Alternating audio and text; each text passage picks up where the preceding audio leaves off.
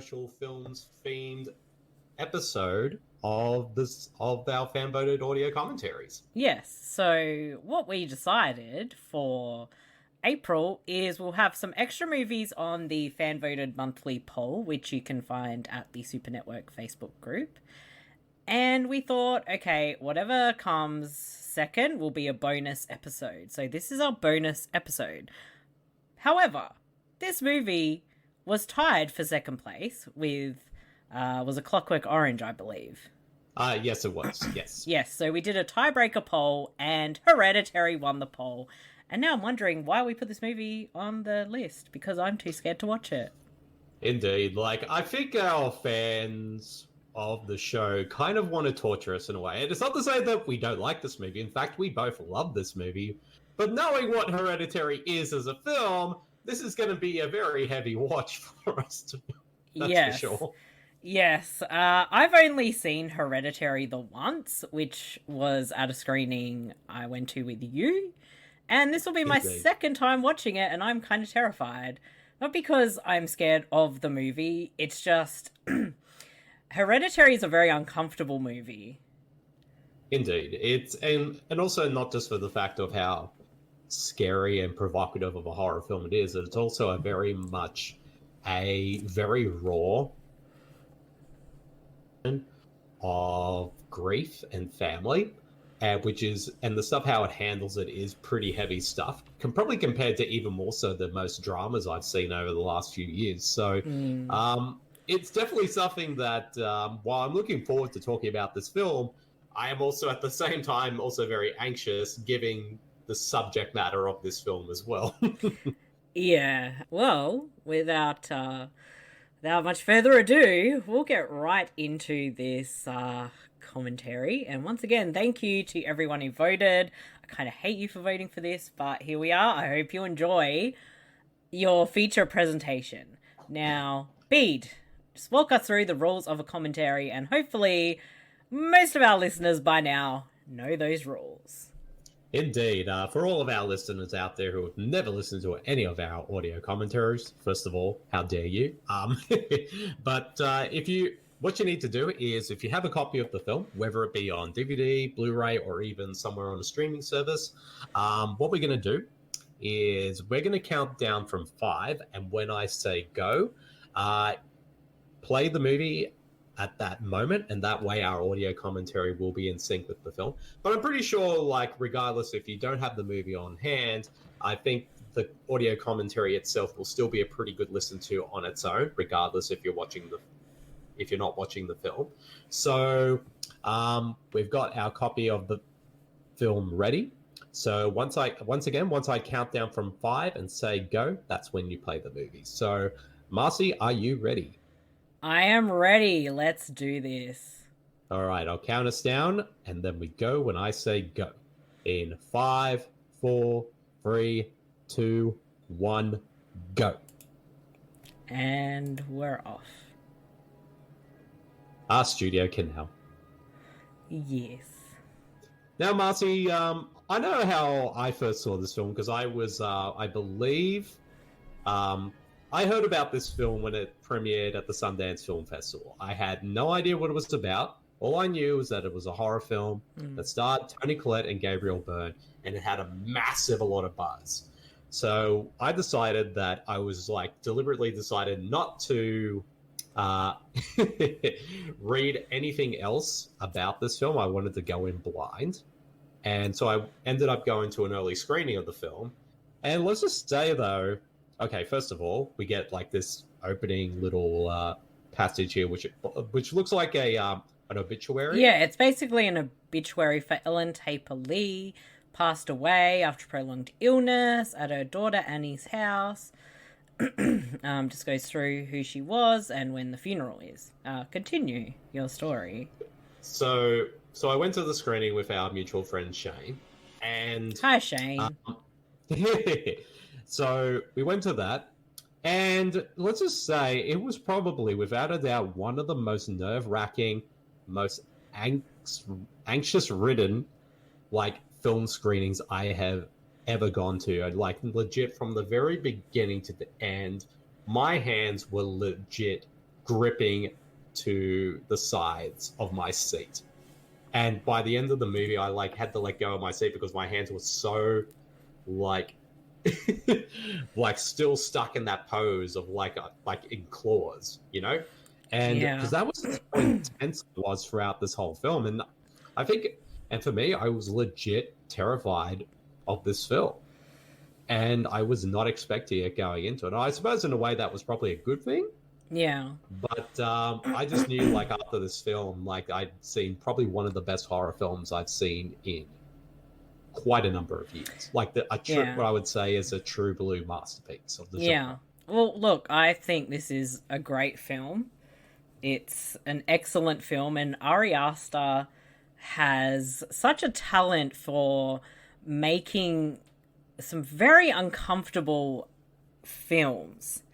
And this is, it's the only way I can describe it. It's so uncomfortable, but it has so much to say. There's so much beneath the surface with this film. There's clues and all sorts everywhere. And the framing of this film, I think, works masterfully. And this shot right here, which goes from like the, what do you call it? The dollhouse. Yeah, like the little house miniature zooms in, but then it goes to the actual real kind of, part. Bedroom. Yeah. So I think that's actually really clever, and that's the theme, at least a visual theme that we see throughout the film, which I find really clever. And I think Ari Aster has one of the most unique visual styles as well. But he also works with such an incredible sound design that the whole thing, everything just makes you very unnerved and very... It's so unnerving, and it really just gets under your skin. And that's what this movie does so hard. And so you took me to see this. It would have been your second time watching it.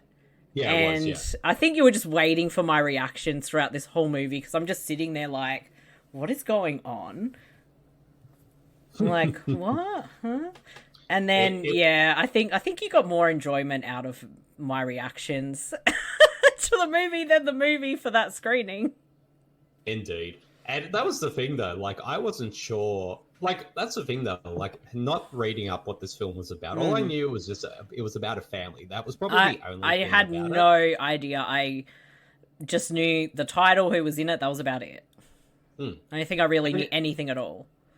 But that's the thing, though. Like, you're right in that Ari Aster, being the fact that this is his debut film, like, it's probably one of the most confident and most well-crafted debuts I probably have seen in the past few years, because this feels like a film that has been made by someone who has made many feature films up to this point. But the fact that, I mean, up to this point, he had already made quite a number of short films.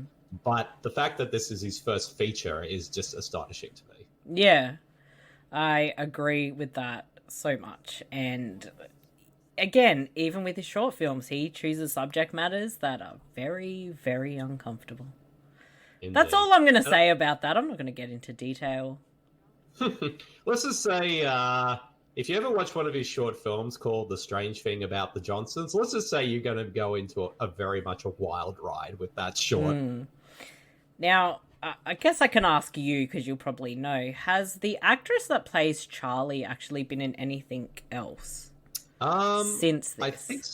I think so. Let me just have a look. And the actress, of course, her name is Milly Shapiro.